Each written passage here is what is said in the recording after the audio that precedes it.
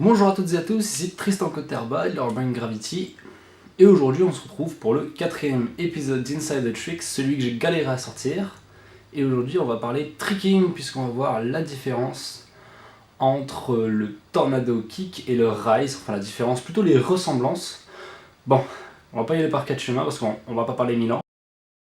On va tout de suite commencer l'épisode, allez c'est parti.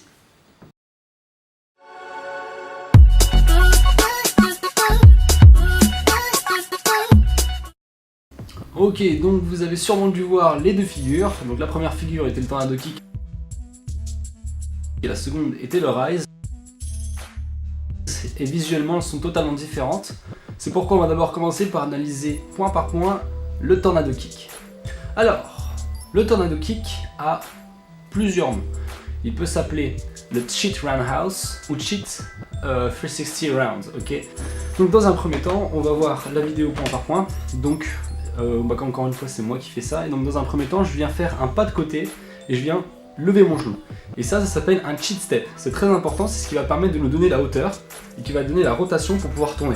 Et le cheat step ne sert pas qu'au tornado kick, c'est un setup très important dans le tricking puisqu'il va intervenir dans des mouvements comme des cheats 720 ou d'autres mouvements qui sont basés sur ça, par exemple le 540 et tout ce qui va à côté, donc 540 ça peut être jackknife.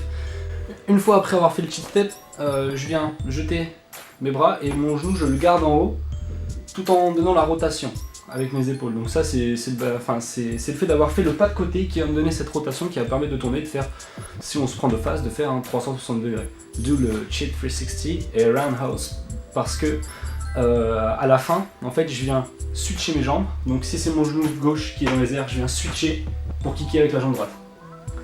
Voilà, ça c'est un tornado kick. Donc si on regarde le rise maintenant en détail, on peut voir qu'il y a une différence majeure avec le tornado kick, et cette différence c'est le setup. Le setup paraît totalement différent, pourtant on peut remarquer une similitude. La première similitude c'est le demi-pas que je fais. En fait je viens effectuer un demi-pas et je viens baisser mon torse et lifter, dans mon cas, ma jambe gauche. Je vais venir la lifter à fond en fait, c'est-à-dire mettre un gros coup de pied un peu à la manière d'un hook, mais c'est un peu différent, plutôt à la manière d'un compasso je dirais.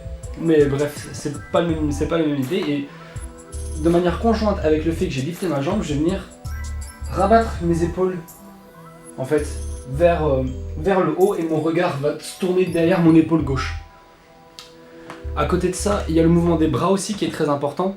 Lorsque on fait un tornado kick, on vient faire ça, on va armer les bras ici et on vient monter comme ça.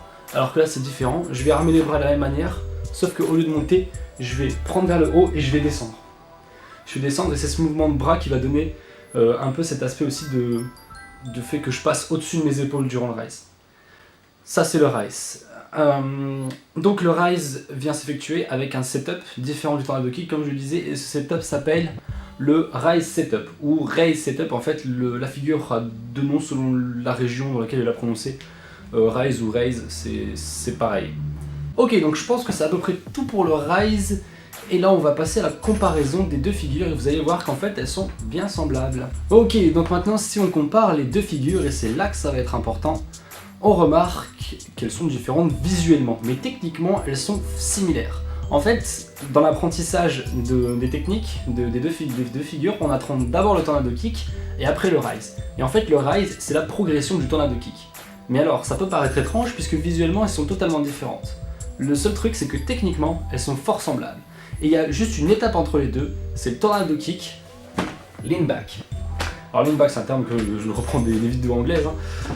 C'est-à-dire qu'en fait on va venir faire le tornado kick mais en essayant de se pencher un maximum.